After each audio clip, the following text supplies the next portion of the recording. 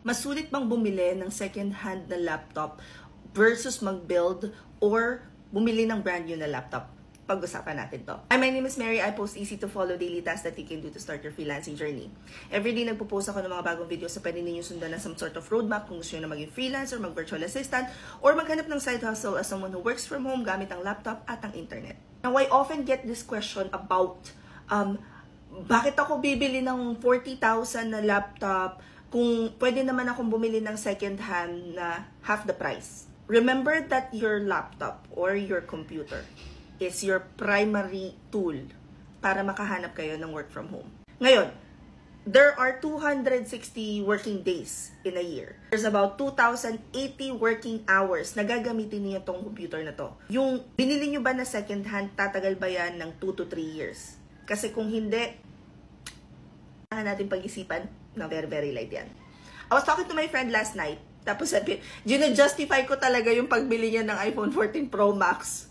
Tapos, sinabi ko sa kanya, girl, you are using your phone para mag-create ng contents para sa e-commerce business mo. And imagine na ginagamit mo yan, let's just say ng 8 hours per day.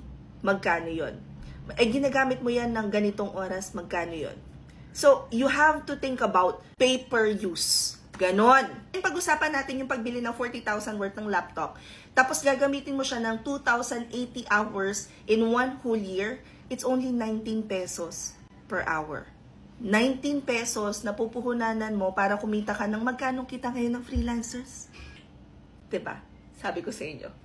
Ganon yung ginagawa ko, guys, para isipin, worth it ba yung bibilihin ko na gamit, lalo na kung gagamitin ko sa negosyo or sa aking freelancing business. A lot of times kasi we look at like, ang mahal, 120,000, tapos ganun ba? Umigil na akong magreklamo sa pagbili ng system or pag-upgrade ng computer nung ipinakita sa akin ni Papski yung effect. Siya actually yung nagturo sa akin nun.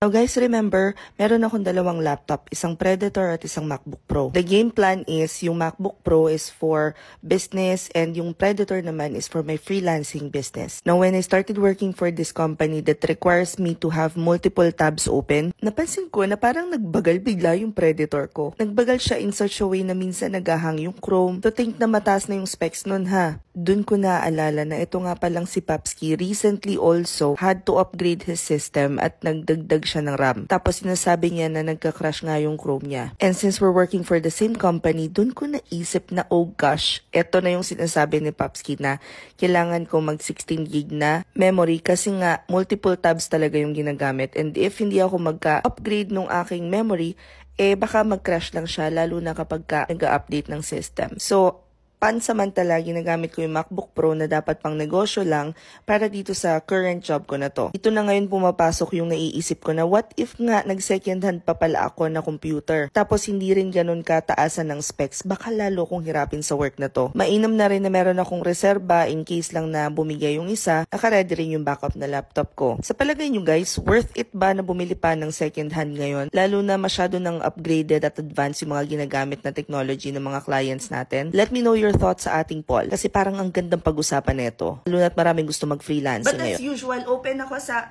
ibang thoughts ninyo or ideas ninyo. Pag-usapan natin, worth it nga ba na bumili ng second-hand na laptop versus brand new na either laptop or computer? Ano pa ba yung mga marirecommend natin sa mga bagong freelancers na papasok? I-comment nyo siya dito. So, comment any questions you guys have about working from home and follow for more work from home chismis. Bye!